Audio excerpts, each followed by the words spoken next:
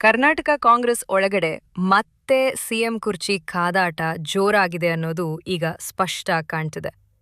ರಾಮನಗರ ಶಾಸಕ ಇಕ್ಬಾಲ್ ಹುಸೇನ್ ನೀಡಿದ ಮೇ 15 ಡೆಡ್ಲೈನ್ ಹೇಳಿಕೆ ಈ ಚರ್ಚೆಗೆ ಇನ್ನಷ್ಟು ಬೆಂಕಿ ಹಚ್ಚಿದಂತಾಗಿದೆ.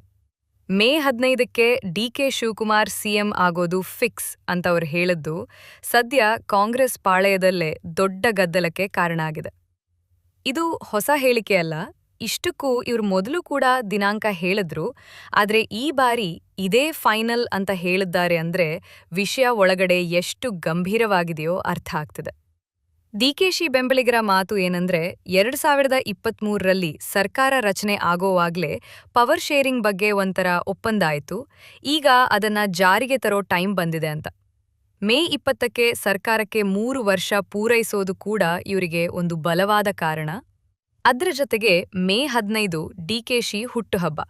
ಆ ದಿನವೇ ಗಿಫ್ಟ್ ಆಗಿ ಸಿಎಂ ಸ್ಥಾನ ಸಿಗ್ಬೇಕು ಅನ್ನೋ ಸಿಂಬಾಲಿಕ್ ಒತ್ತಡವೂ ಇದೆ. ಇಕ್ಬಾಲ್ ಹುಸೇನ್ ಹೇಳೋ ರೀತಿಯಲ್ಲೇ ನೋಡಿದ್ರೆ ಇದು ಅವರ ವೈಯಕ್ತಿಕ ಅಭಿಪ್ರಾಯ ಅಲ್ಲ, ಸಾಕಷ್ಟು ಶಾಸಕರ ಮನಸ್ಸಿನ ಮಾತು ಅಂತ ಅವರು ತೋರಿಸಲು ಪ್ರಯತ್ನ ಮಾಡ್ತಿದ್ದಾರೆ.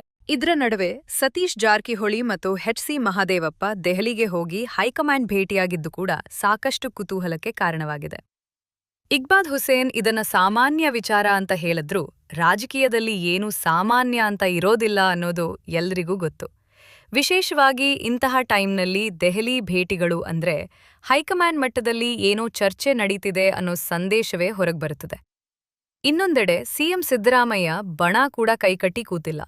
ಅವರ ಬೆಂಬಲಿಗರು ಸಿದ್ದರಾಮಯ್ಯ ಉತ್ತಮ ಆಡಳಿತ ಕೊಡ್ತಿದ್ದಾರೆ, ಯಾಕೆ ಬದಲಾವಣೆ ಅನ್ನೋ ಲೈನ್ ಹಿಡ್ಕೊಂಡಿದ್ದಾರೆ. ಸಚಿವ ಕೆ.ಎನ್. ರಾಜಣ್ಣ ಕೂಡ ಇದೇ ಮಾತು ಹೇಳಿದ್ದು ಪಕ್ಷದೊಳಗೆ ಸ್ಪಷ್ಟ 2 ಬಣಗಳಿರುವುದನ್ನ ತೋರಿಸ್ತಿದೆ. ಈಗ ಮುಖ್ಯ ಪ್ರಶ್ನೆ ಏನಂದ್ರೆ ಸಿದ್ದರಾಮಯ್ಯ ಬಣ ಮುಂದೇನ್ ಮಾಡಬಹುದು? ಇಲ್ಲಿ 3 ದೊಡ್ಡ ಸಾಧ್ಯತೆಗಳು ಕಾಣ್ತಿವೆ. ಮೊದಲದ್ದು, ಸಿದ್ದರಾಮಯ್ಯ ನೇರವಾಗಿ ಕುರ್ಚಿ ಬಿಡೋದಕ್ಕೆ ಒಪ್ಕೊಂಡ್ರು ನಾನು ಹೇಳಿದ ವ್ಯಕ್ತಿಯೇ ಸಿಎಂ ಆಗಬೇಕು ಅನ್ನೋ ಷರತ್ತು ಇಡೋ ಸಾಧ್ಯತೆ ಇದೆ. ಅಂದ್ರೆ ಡಿಕೆಶಿ ಬದಲು ಮತ್ತೊಬ್ಬ ಒಪ್ಪಂದ ಅಭ್ಯರ್ಥಿ ತರುವ ಪ್ರಯತ್ನ ಮಾಡಬಹುದು. ಇದರಲ್ಲಿ ಜಿ. ಪರಮೇಶ್ವರ್ ಮತ್ತು ಸತೀಶ್ ಜಾರಕಿಹೊಳಿ ಅವರಂತಹ ಅಹಿಂದ ಮುಖಂಡರ ಹೆಸರುಗಳು ಬರಬಹುದು. ಎರಡನೇದು, ಸಿಎಂ ಸ್ಥಾನ ಡಿಕೆಶಿಗೆ ಕೊಡೋ ಪರಿಸ್ಥಿತಿ ಬಂದ್ರೂ ಪ್ರಮುಖ ಖಾತೆಗಳು ಹಣಕಾಸು, ಗೃಹ, ಇಂಧನ ಇವುಗಳನ್ನ ತಮ್ಮ ಬಣದವರಿಗೆ ಕೊಡಬೇಕು ಅಂತ ಬಲವಾದ ಬೇಡಿಕೆ ಇರಬಹುದು.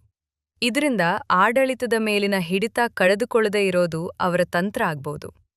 ಮೂರನೇದು, ಇದುವರೆಗೂ ಸಣ್ಣ ಮಟ್ಟದಲ್ಲಿ ಕೇಳಿಬರ್ತಿರುವುದೇನೆಂದ್ರೆ ಡಿಕೆಶಿ ಸಿಎಂ ಆಗೋದನ್ನ ತಡೆಯೋ ಪ್ರಯತ್ನ.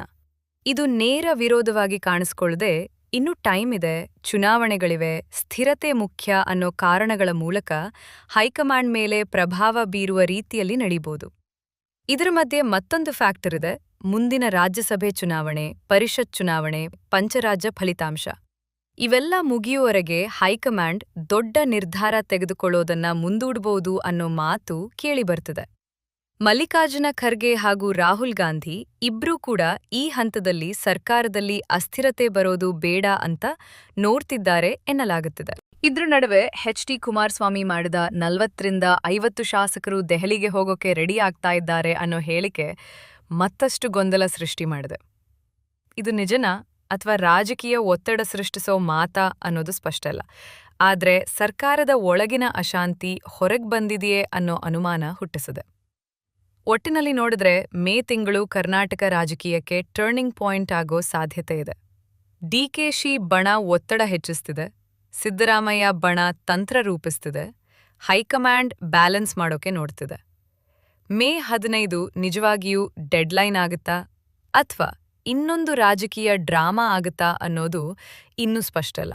ಆದ್ರೆ ಒಂದು ಮಾತು ಖಚಿತ, ಕಾಂಗ್ರೆಸ್ ಒಳಗಿನ ಈ ಪವರ್ ಗೇಮ್ ಇನ್ನೂ ಕೆಲವು ದಿನ ರಾಜ್ಯ ರಾಜಕಾರಣದ ಸೆಂಟರ್ ಸ್ಟೇಜ್ ಆಗೇ ಇರುತ್ತೆ.